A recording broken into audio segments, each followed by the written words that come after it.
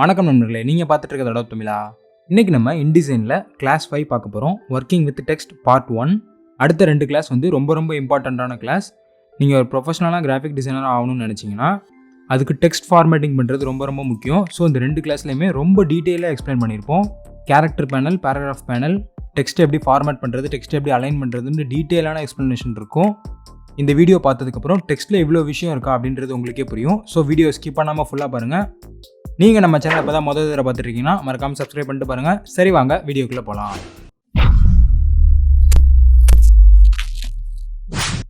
நம்ம சேனலில் ப்ரீவியஸாக 4 இன்டிசைன் கிளாஸஸ் அப்லோட் பண்ணியிருந்தோம். அதை பார்க்கலன்னா அதோட லிங்க் வந்து மேலே ஐ பட்டனில் கொடுத்துருக்கேன், அந்த பிளேலிஸ்ட்டோட லிங்க்கு. ஸோ அந்த 4 கிளாஸையும் பார்த்துட்டு அதுக்கப்புறம் இந்த கிளாஸ்க்கு வாங்க. இப்போதைக்கு 1 வீக் கேப்பில் கிளாஸஸ் போட்டுட்ருக்கோம். கூடிய சீக்கிரம் அதை வந்து குறைச்சிக்கலாம். ஓகே கைஸ், இதுக்கு முன்னாடி நம்ம டாக்குமெண்ட் கிரியேஷன் எப்படி பண்ணுறதுன்னு பார்த்தோம். ஒர்க்கிங் வித் மல்டிபிள் இமேஜோட ஃப்ரேம் என்ன, இந்த மாதிரி நிறையா விஷயங்கள் பார்த்துருக்கோம். பட் ஒரு டாக்குமெண்ட்டை சேவ் பண்ணுறதுல என்னென்ன விஷயம் இருக்குது அப்படின்றத நம்ம சொல்ல மறந்துட்டோம். ஸோ அதை இந்த கிளாஸில் ஃபஸ்ட் இடத்துல நான் சொல்கிறேன். ஜஸ்ட் டிஃபால்ட்டாக ஒரு டாக்குமெண்ட் க்ரியேட் பண்ணியிருக்கேன். இது வந்து சேவ் பண்ணல, அதனால் இதோட நேம் வந்து அன்டைட்டில்னு இருக்குது. இப்போ ஃபைலில் போயிட்டு சேவ் அஸ் அப்படின்னு 2 ஆப்ஷன் இருக்குது. சேவ் அப்படின்னா ஆல்ரெடி நம்ம சேவ் பண்ணாத டாக்குமெண்ட்டை சேவ்னு கொடுத்தா சேவ் ஆகும். சேவஸ் அப்படின்றது ஆல்ரெடி சேவ் பண்ணியிருக்கதை வேறு நேமில் சேவ் பண்ணணும்னா சேவஸ் கொடுக்கணும். இப்போ நம்ம இந்த டாக்குமெண்ட் எதுவுமே நம்ம சேவ் பண்ணல. ஸோ ஃபைலில் போயிட்டு சேவ் கொடுத்துக்கிறேன். நமக்கு லொக்கேஷன் கேட்கும். நான் இப்போதைக்கு டிஃபால்ட்டாக டெஸ்க்டாப் கொடுத்துக்கிறேன். Then file name my first ப்ராஜெக்ட்னு கொடுத்துக்கிறேன். கீழே பாருங்கள், இன்டிசைன் 2022 டாக்குமெண்ட் 2022 டெம்ப்ளேட் CS4 IDMLன்னு இருக்குது. இந்த டெம்ப்ளேட்டை விடுங்க, 2022 டாக்குமெண்ட்னு கிளிக் பண்ணிட்டு சேவ் பண்ணிங்கன்னா உங்களோட ப்ராஜெக்ட்டை நீங்கள் வேறு இடத்துல ஓப்பன் பண்ணுறீங்க, அப்படி இல்லைனா வேறு ஆள்கிட்ட சென்ட் பண்ணி அவங்க ஓப்பன் பண்ணுறாங்க அப்படின்னா அவங்க டைம் 2022 வெர்ஷன் இருக்கணும். அப்போ மட்டும்தான் அவங்களால ஓப்பன் பண்ண முடியும் இந்த டாக்குமெண்ட்டை. பட் அவங்கக்கிட்ட 2022 இல்லை, அவங்க பழைய வெர்ஷன் தான் வச்சுருக்காங்க அப்படின்னா ஜஸ்ட் இதை கிளிக் பண்ணி CS4 ஆர் லேட்டர் IDMLன்னு இருக்குல்ல, இதை கிளிக் பண்ணிவிட்டு இப்போ சேவ் கொடுத்துட்டிங்கன்னா இந்த மாதிரி ஐடிஎம்எல்லாம் சேவ் ஆகிடும். ஸோ இதை வந்து அவங்க எங்கே ஓப்பன் பண்ணாலும் அவங்களுக்கு ஓப்பன் ஆகிடும். பட் CS4 ஆர் லேட்டர் இருக்கணும். பட் நீங்கள் கேட்கலாம், அதான் நம்ம சேவ் பண்ணிட்டோமே, அப்புறமும் ஏன் இது அன்டைட்டில்டு இருக்குது, மை ஃபஸ்ட் ப்ராஜெக்ட் அப்படின்ற நேம் மாறணும் அப்படின்ட்டு. IDML அப்படின்றது வந்து இன்டிசைன் டாக்குமெண்ட்டாக நம்ம சேவ் பண்ணல, ஜஸ்ட்டு அதை வந்து ஒரு ஃபார்மேட் மாற்றி சேவ் பண்ணியிருக்கோம். ஸோ டாக்குமெண்ட்டாக சேவ் பண்ணால் மட்டும்தான் இங்கே ஒரு ரியல் நேம் மாறும். இப்போ நான் Ctrl+S கொடுத்துக்கிறேன். மை ஃபஸ்ட்டு ப்ராஜெக்ட்னு போட்டு இன்டிசைன் 2022 டாக்குமெண்ட்டாக கொடுத்துட்டு டெஸ்க்டாப் கிளிக் பண்ணி இப்போ சேவ் கொடுத்துட்றேன். இப்போ பாருங்கள், மை ஃபஸ்ட்டு ப்ராஜெக்ட் அப்படின்னு மாறிடுச்சு. ஸோ இதான் INDD ஃபைலாக சேவ் பண்ணுறதுக்கும் IDMLாக சேவ் பண்ணுறதுக்கும் டிஃப்ரென்ஸ். இப்போ நம்ம டைப் டூல் எடுத்து இந்த கிளாஸோட பர்பஸ் பார்ப்போம். So type tool shortcut key வந்து T. இப்போ ஃபோட்டோஷாப்பில் நீங்கள் டெக்ஸ்ட்டை டைப் பண்ணோம் அப்படின்னா ஜஸ்ட் ஒரு கிளிக் பண்ணுவீங்க, நமக்கு கர்சர் அங்கே வந்துடும், டிஃபால்ட்டாக டெக்ஸ்ட் ஏதாவது வந்துடும். ஸோ அதை நம்ம எடிட் பண்ணி மாற்றிக்கலாம். பட் இன்டிசைனில் கிளிக் பண்ணிங்கன்னா வராது. ஜஸ்ட் இந்த மாதிரி ட்ராக் பண்ணணும். இப்படி ட்ராக் பண்ணிங்கன்னா உள்ளார வந்து உங்கள் கர்சர் இருக்கும், பாக்ஸ் இருக்கும். இதான் வந்து டெக்ஸ்ட் பாக்ஸ். இந்த டைப் டூல் வச்சுட்டு டெக்ஸ்ட் பாக்ஸுக்கு வெளியில் போனீங்கன்னா உங்களுக்கு டெக்ஸ்ட் பாக்ஸ் க்ரியேட் பண்ணுற மாதிரி தான் காமிக்கும். பட் டெக்ஸ்ட் பாக்ஸுக்கு உள்ளார கொண்டு போனீங்கன்னா உங்களோட கர்சர் வந்து ஐ மாதிரி மாறிடும். அதுக்கு வெளியில் போனீங்கன்னா இந்த மாதிரி மூவ் டூல் வித் ஐ சிம்பிளாக இருக்கும். இப்போ இந்த டெக்ஸ்ட் பாக்ஸை மூவ் பண்ணணும் அப்படின்னா நம்ம வந்து V கிளிக் பண்ணி மூவ் டூல் எடுக்கலான்னு ட்ரை பண்ணுவோம். பட் இங்கே வந்து Vன்ற லெட்டர் தான் பேஸ்ட் ஆகும். இது நம்ம ஆல்ரெடி ஒரு கிளாஸில் சொல்லியிருக்கோம். ஸோ இதுக்காக தான் வந்து எஸ்கேப் அப்படின்ற ஒரு ஆப்ஷன் வச்சுருக்காங்க மூவ் டூலில். எஸ்கேப் கொடுத்தீங்கன்னா உங்களுக்கு மூவ் டூல் வந்துடும், இந்த பாக்ஸ் வந்து செலக்ட் ஆகிடும். இப்போ நம்ம இந்த டெக்ஸ்ட் பாக்ஸை மூவ் பண்ணிக்கலாம். அடுத்து T ப்ரெஸ் பண்ணிவிட்டு இதுக்குள்ளே ஒரு கிளிக் பண்ணிங்கன்னா திருப்பி இது டெக்ஸ்ட் பாக்ஸ் ஆகிடும். இந்த மாதிரி ஒரு 2 லைனில் டெக்ஸ்ட்டு டைப் பண்ணிட்டேன். இப்போ எஸ்கேப் கொடுத்துக்கிறேன். இதில் பார்த்தீங்கன்னா டெக்ஸ்ட் வந்து 2 லைன் இவ்வளோ தான் இருக்குது. பட் ஃப்ரேம் வந்து நமக்கு ரொம்ப பெருசாக இருக்குது. இந்த ஃப்ரேமை ஃபிட் பண்ணுறதுக்கு ரைட் கிளிக் பண்ணி ஃபிட்டிங்கில் போயிட்டு ஃபிட் ஃப்ரேம் டு கண்டென்ட் இருக்கும். ஷார்ட்கட் கீ வந்து Alt+Ctrl+C. இதை கிளிக் பண்ணிங்கன்னா ஃப்ரேம் வந்து பாட்டம் ஆர் டாப்பில் வந்து கண்டென்ட்டுக்கு ஃபிட் ஆகிடும். இந்த பாக்ஸுக்கு கார்னரில் கொண்டு போனீங்கன்னா யாரும் அந்த மாதிரி மாறும். ஸோ இதை மேனுவலாக நீங்கள் வந்து அட்ஜஸ்ட் கூட பண்ணிக்கலாம், எவ்வளோ வேணுமோ அவ்வளோ. இங்கே இருக்க இந்த எல்லோ கலர் பாயிண்ட் வந்து இதை ஜஸ்ட் கிளிக் பண்ணிங்கன்னா நம்ம ஆல்ரெடி பார்த்ததா ரவுண்டட் கார்னர்ஸ், டெக்ஸ்ட் ஃப்ரேம்க்கே ரவுண்டட் கார்னர்ஸ் வர வைக்கலாம். பிகாஸ் இந்த ஃப்ரேமை நீ கிளிக் பண்ணிவிட்டு இதில் வந்து ஒரு கலர் ஏதாவது அப்ளை பண்ணிங்க அப்படின்னா அந்த வந்து ரவுண்டட் கார்னரில் மட்டும்தான் வரும்.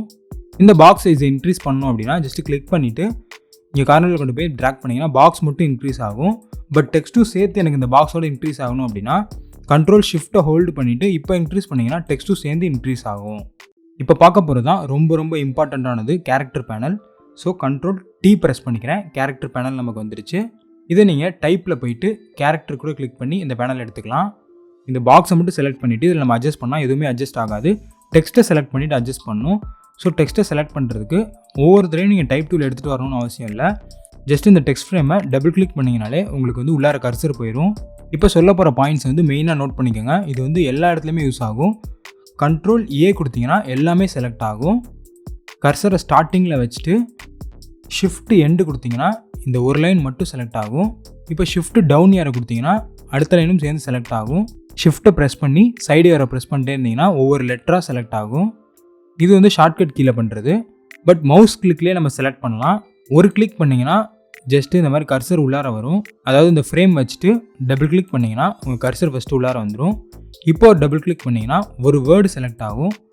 ட்ரிபிள் கிளிக் பண்ணிங்கன்னா ஒரு சென்டென்ஸ் ஃபுல்லாக செலக்ட் ஆகும். 4 கிளிக் பண்ணிங்கன்னா ஒரு பேராகிராஃப் ஃபுல்லாக செலக்ட் ஆகும். இந்த லைன் ஏன் செலக்ட் ஆகலை அப்படின்னா இங்கே நமக்கு என்ட்ரு மார்க் இருக்குது. ஸோ இது வந்து அடுத்த பேராகிராஃப். 5 கிளிக் பண்ணால் தான் இந்த பேராகிராஃபும் சேர்த்து செலக்ட் ஆகும். இப்போ பாருங்கள், இங்கே கிளிக் பண்ணிவிட்டு 1 2 3 4 5 5 கிளிக் பண்ணுறேன். ஸோ நமக்கு அந்த ஃப்ரேமில் இருக்க எல்லா டெக்ஸ்ட்டுமே செலக்ட் ஆகும். இங்கே பேராகிராஃப் சிம்பிள் இருக்குது அப்படின்றத எப்படி பார்க்குறது அப்படின்னா கண்ட்ரோல் ஆல்ட் ஐ கொடுங்க. இதுதான் ரொம்ப முக்கியமானது. இங்கே பேராகிராஃப் சிம்பிள் இருக்கா இல்லை என்ட்ரு மார்க் இருக்கா எல்லாமே இதை செக் பண்ணுறது. இது நம்ம அடுத்தடுத்த கிளாஸில் பார்ப்போம். இப்போதைக்கு இதை நான் ஹைட் பண்ணி வச்சுக்கிறேன். இப்போ நான் கண்ட்ரோல் ஏ போட்டு எல்லாத்தையுமே செலக்ட் பண்ணிட்டேன். இந்த கேரக்டர் பேனலில் ஃபஸ்ட்டு இருக்கிறது வந்து ஃபாண்ட்ஸு. ஸோ ஃபாண்ட்ஸ் செலக்ட் பண்ணிவிட்டு நீங்கள் டவுன்லோட் பண்ணி வச்சுருக்க எல்லா ஃபாண்ட்ஸுமே இதில் விசிபிளாக இருக்கும். நம்ம ஆல்ரெடி தமிழ் ஃபாண்ட்ஸ்க்கு வீடியோ போட்டிருந்தோம். அந்த வீடியோவில் இருக்க மாதிரி கூட நீங்கள் தமிழ் ஃபாண்ட்ஸ் கூட இன்ஸ்டால் பண்ணி இதில் டைப் பண்ணிக்கலாம். அந்த வீடியோட லிங்க் வந்து மேலே ஐ பட்டனில் கொடுத்துருக்கேன். செக் பண்ணி பார்த்துக்கோங்க. உங்ககிட்ட நிறையா ஃபாண்ட்ஸ் இருக்குது, பட் அதை ஃபில்டர் பண்ணி பார்க்கணும் அப்படின்னா மேலே வந்து ஃபில்டர்ஸ்ன்னு இருக்குது. அதுக்கு பக்கத்தில் பாருங்கள், இந்த ஆப்ஷனை கிளிக் பண்ணிக்கோங்க. ஸோ இதில் வந்து நம்ம கிளாஸிஃபை பண்ணி வச்சுக்கலாம். இந்த ஆப்ஷன் கிட்ட கொண்டு போனீங்கனாலே இதில் வந்து உங்களுக்கு என்னன்னு சொல்லும். ஸோ ரெகுலர் வெயிட்டு, இது வந்து ரொம்ப ஹெவியான வெயிட்டு, இது ரொம்ப லைட் வெயிட்டு. இப்போ ரெகுலர் வெயிட்டில் எனக்கு ஹெவி வெயிட்டில் வேணும், அதே மாதிரி எனக்கு கண்டென்ஸ்டாக வேணும் ஃபாண்ட்டு அப்படின்னா நீங்கள் வச்சுருக்க ஃபாண்ட்ஸில் எதெல்லாம் ஹெவி வெயிட் அண்ட் கண்டென்ஸ்டாக இருக்கோ அது எல்லாத்தையுமே கொண்டு வரும். இது எல்லாத்தையுமே ஹைட் பண்ணி வச்சிரும். இந்த மாதிரி நீங்கள் கிளாஸிஃபை பண்ணி செக் பண்ணிக்கலாம். ஸோ இது எல்லா ஆப்ஷனுமே செக் பண்ணி பாருங்கள். அடுத்து வந்து உங்களுக்கு ரொம்ப பிடிச்ச ஃபாண்ட்ஸ் ஏதாவது இருக்குது அப்படின்னா இந்த ஸ்டாரை கிளிக் பண்ணி வச்சுக்கோங்க. இப்போ இந்த ஸ்டாரை நான் கிளிக் பண்ணிட்டா இங்கே மேலே ஃபில்டர்ஸில் ஸ்டார்னு இருக்கும். இதை கிளிக் பண்ணிங்கன்னா உங்களோட ஃபேவரட் ஃபாண்ட் மட்டும்தான் இங்கே விசிபிளாக இருக்கும். அதுக்கு பக்கத்தில் வந்து ரீசென்ட்லி ஆடட் ஃபாண்ட்ஸ், இதை கிளிக் பண்ணிங்கன்னா ரீசெண்டாக நீங்கள் என்னென்ன ஃபாண்ட்ஸ் ஆட் பண்ணிங்களோ அது மட்டும்தான் அதில் வரும். நமக்கு தேவையான ஆப்ஷன் இந்த 3 ஆப்ஷன் தான். ஸோ இப்போதைக்கு நான் அவன்கார்டே பிகேபிடின்னு செலக்ட் பண்ணிட்டேன். இந்த ஃபாண்ட்டுக்கு வந்து என்னென்ன ஸ்டைல் அவைலபிலிட்டியாக இருக்குது அப்படின்றது கீழே வரும். இந்த ஏரோ கிளிக் பண்ணிங்கன்னா புக் டெமி ஒப்ளிக்ன்ற ஸ்டைல் வருது. ஸோ டெமி கிளிக் பண்ணிங்கன்னா கொஞ்சம் போல்டாக இருக்கும். டெமி ஒப்ளிக் அப்படின்னாலே இட்டாலிக் ஃபாண்ட்ஸ் தான். ஸோ இந்த மாதிரி ஸ்லாண்டிங்காக வரும். இப்போ ஒரு சில ஃபாண்ட்ஸில் இட்டாலிக்ஸ் இருக்காது, ஜஸ்ட் இந்த மாதிரி நார்மலாக தான் இருக்கும். பட் அதே ஃபாண்ட்டு உங்களுக்கு இட்டாலிக்ஸாக வேணும் அப்படின்னா இதில் கடைசி ஆப்ஷன் பாருங்கள், இந்த டி வந்து ஸ்கியூன்னு இருக்குது. இது வந்து ஃபால்ஸ் இட்டாலிக்னு சொல்லுவாங்க. ஸோ நம்ம வந்து இட்டாலிக்கே இருக்காது இந்த ஃபாண்ட்டில், பட் நம்ம இட்டாலிக்காக காட்டிக்கலாம். ஜஸ்ட் இதை வந்து இன்க்ரீஸ் பண்ணுங்கள். இன்க்ரீஸ் பண்ணிங்கன்னா பாருங்கள் இட்டாலிக் மாதிரி அதுவே ஸ்லாண்டிங்காக இருக்கும். தேவைப்பட்டால் இதை யூஸ் பண்ணிக்கலாம். ஸோ இப்போதைக்கு நான் வந்து 0 கொடுத்துக்கிறேன். அடுத்து வந்து ஃபஸ்ட்டு இருக்கிறது வந்து ஃபாண்ட் சைஸு. இதை கிளிக் பண்ணிவிட்டு சைஸ் உங்களுக்கு என்ன சைஸ் வேணுமோ ஃபாண்ட் சைஸ் வச்சுக்கலாம். நம்ம இதுக்கு முன்னாடி கிளாஸில் வந்து இங்கே ரைட் கிளிக் பண்ணி இங்கே மில்லிமீட்டர்ஸ் வச்சா மில்லிமீட்டர்ஸ் தான் எல்லாத்துலேயும் வரும் அப்படின்னு சொல்லியிருந்தோம். பட் இந்த ஃபாண்ட் சைஸில் மட்டும் நீங்கள் என்ன வச்சாலும் பாயிண்ட்ஸில் தான் காட்டும். ஸோ பாயிண்ட்ஸ் ஞாபகம் வச்சுக்கோங்க. 36 பாயிண்ட் 24 பாயிண்ட் இந்த மாதிரி ஞாபகம் வச்சுக்கோங்க. இந்த மாதிரி ஃபாண்ட் சைஸ் இன்க்ரீஸ் பண்ணுறதுக்கு ஷார்ட்கட் கீ என்னன்னா 5 கிளிக் பண்ணிக்கிறேன். எல்லாத்தையும் செலக்ட் பண்ணிவிட்டு கண்ட்ரோல் ஷிஃப்ட் கிரேட்டர் தேன் சிம்பிளை கிளிக் பண்ணிங்கன்னா ஃபாண்ட் சைஸ் வந்து உங்களுக்கு எத்தனை பாயிண்டாக இன்க்ரீஸ் ஆகுதுன்னு பாருங்கள். இப்போ 28 இருக்குது, ஜஸ்ட் கிளிக் பண்ணால் 30 வந்துருச்சு. 2 பாயிண்டாக இன்க்ரீஸ் ஆகும். அதே மாதிரி control shift less than simple கொடுத்தீங்கன்னா ஃபாண்ட் சைஸ் வந்து அதே மாதிரி 2 பாயிண்டாக டிக்ரீஸ் ஆகும். ஃபாண்ட்ஸ்க்கு பக்கத்தில் பாருங்கள் லெட்டிங் ஸ்பேஸு, இந்த ஸ்பேஸும் வந்து இன்க்ரீஸ் ஆகும் டிக்ரீஸ் ஆகும் இதுக்கு ஏற்ற மாதிரி. இப்போ control shift greater than simple கொடுக்குறேன். அங்கே பாருங்கள் 24லேருந்து 26.4 28.8 இந்த மாதிரி இன்க்ரீஸ் ஆகிட்டே போகும். இந்த பேராகிராஃப் சிம்பிளை வந்து நான் ஷிஃப்ட் என்ட்ரு கொடுத்து என்ட்ரு சிம்பிளாக மாற்றிக்கிறேன்.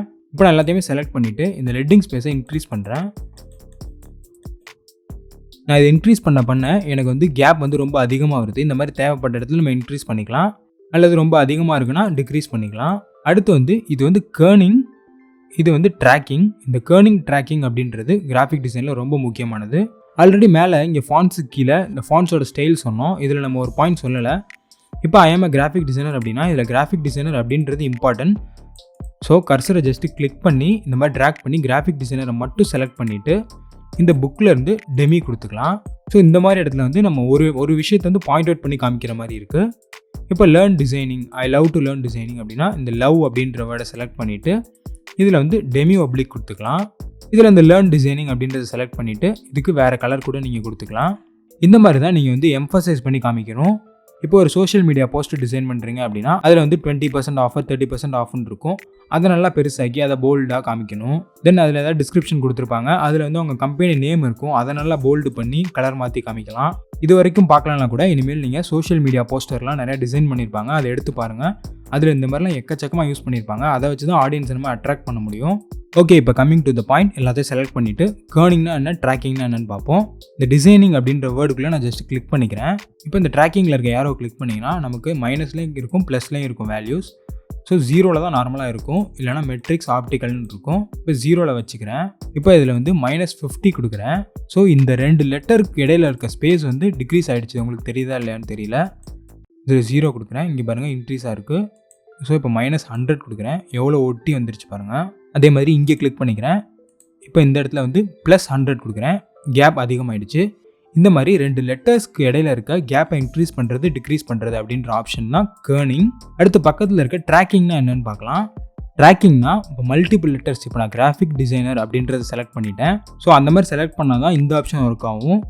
பட் இந்த கேர்னிங் அப்படின்றது ஜஸ்ட் ஒரு கிளிக் பண்ணால் தான் இது வந்து ஒர்க் ஆகும். 2 வேர்டு ஆர் 10 வேர்டு இந்த மாதிரி எது வேணால் செலக்ட் பண்ணிக்கலாம். இதை கிளிக் பண்ணி இப்போ இதில் வந்து 50 கொடுத்தேன்னா எனக்கு இங்கே எல்லா லெட்டர்ஸ்க்கு இடையில இருக்க கேப்புமே வந்து ஈவனாக இன்க்ரீஸ் ஆகுது. அதே மாதிரி இதை கிளிக் பண்ணிவிட்டு மைனஸில் கொடுத்தா எல்லா லெட்டர்ஸ்க்கு இடையில உள்ள கேப்பும் ஈவனாக டிக்ரீஸ் ஆகுது. இப்போ லோகோலலாம் பார்த்துருப்பீங்க, லோகோ மேலே இருக்கும், கீழே ஏதாவது அவங்களோட கோட்ஸ் போடும்போது இந்த மாதிரி கேப் வச்சு தான் போட்டிருப்பாங்க. ஸோ அது பார்க்குறதுக்கு கொஞ்சம் லுக்காக இருக்கும். இப்போ கேர்னிங் ட்ராக்கிங் ரெண்டுமே பார்த்துட்டோம். பட் இதுக்கான ஷார்ட்கட் கீ வந்து நம்ம பார்க்கணும். ஒவ்வொரு தடவையும் நம்ம இதில் போயிட்டு பண்ணிகிட்டு இருக்க முடியாது. இப்போ இந்த RN அப்படின்றதுக்கு இடையில கர்சரை வச்சுட்டு ஆல்ட்டை ஹோல்டு பண்ணி சைடு ஏரோ லெஃப்ட் ஏரோ நான் ப்ரெஸ் பண்ணுறேன். கேர்னிங் எவ்வளோ டிக்ரீஸ் ஆகுது பாருங்கள். அதே மாதிரி ஆல்ட்டை ப்ரெஸ் பண்ணி ரைட் ஏரோ ப்ரெஸ் பண்ணுறேன்.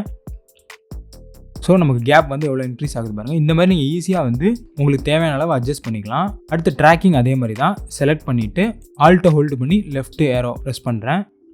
ஸோ டிக்ரீஸ் ஆகுது கேப்பு. ரைட் ஏரோ ப்ரெஸ் பண்ணுறேன், கேப் வந்து இன்க்ரீஸ் ஆகுது. ஐ ஹோப் இப்போ நான் சொன்னதெல்லாம் உங்களுக்கு புரிஞ்சிருக்கும்னு நினைக்கிறேன். அடுத்து கீழே இருக்கிறது வந்து வெர்டிக்கல் ஸ்கேல். இப்போ இந்த 100 வந்து நான் ஒரு 150 மாற்றுறேன். இது பார்க்குறதுக்கும் நல்லா இருக்காது நமக்கு. இந்த மாதிரி வெர்டிக்கல் ஸ்ட்ரெச், ஹரிசாண்டல் ஸ்ட்ரெச் பண்ணுறதே வந்து டிசைனிங்கில் வந்து ஒரு ப்ரொஃபஷ்னல் ஃபீலே இருக்காது. பட் உங்களுக்கு கட்டாயமாக தேவைப்படுற இடத்துல இந்த மாதிரி ஒரு 10 பாயிண்ட், ஒரு 110 அப்படி இல்லைன்னா டிக்ரீஸ் பண்ணி 90 இந்த மாதிரி வச்சுக்கலாம். இப்போ நான் 100 வச்சுட்டு அடுத்து அதே மாதிரி இது ஹரிசாண்டல் ஸ்கேல். ஸோ இதுவும் பாருங்கள், இந்த மாதிரி ரொம்ப ஸ்ட்ரெச் ஆகிட்டு இருக்கும் இந்த மாதிரி டெக்ஸ்ட்டு. இந்த மாதிரிலாம் பண்ண வேணாம். ஈவனாக இன்க்ரீஸ் பண்ணுறதுக்கு ஃபாண்ட் சைஸ் இன்க்ரீஸ் பண்ணாலே உங்களுக்கு ஈவனாக இன்க்ரீஸ் ஆகும். இதுலேயும் 100% வச்சுக்கிறேன். இப்போ நான் இங்கே ஒரு 3 கிளிக் பண்ணிக்கிறேன். இந்த லைன் ஃபுல்லாக செலக்ட் ஆகிடுச்சு. இந்த ஆப்ஷன் என்னென்னா பேஸ் லைன் ஷிஃப்ட்டு. ஜஸ்ட் இதை நான் ப்ரெஸ் பண்ணுறேன். நமக்கு பாருங்கள் மேலே போகுது, மேனுவலாக மூவ் பண்ணுறது. ஸோ கீழே வருது. பட் இதுக்கும் இந்த லெட்டிங்க்கும் என்ன டிஃப்ரென்ஸ் அப்படின்னு கேட்பீங்க.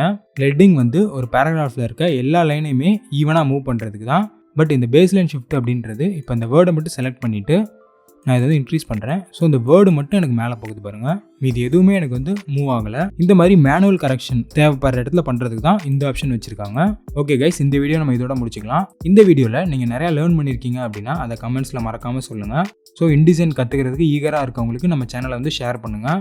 அடுத்த இன்டிசைன் கிளாஸ் 6 வந்து பேராகிராஃப் பேனல் பார்க்க போகிறோம். அதுவும் ரொம்ப இன்ட்ரெஸ்டிங்காக இருக்கும். ஓகே கைஸ், அடுத்த வீடியோவில் வேற ஒரு இன்ட்ரெஸ்டிங்கான கண்டென்ட்டோட சந்திக்கிறேன் நண்பர்களே. நன்றி, வணக்கம்.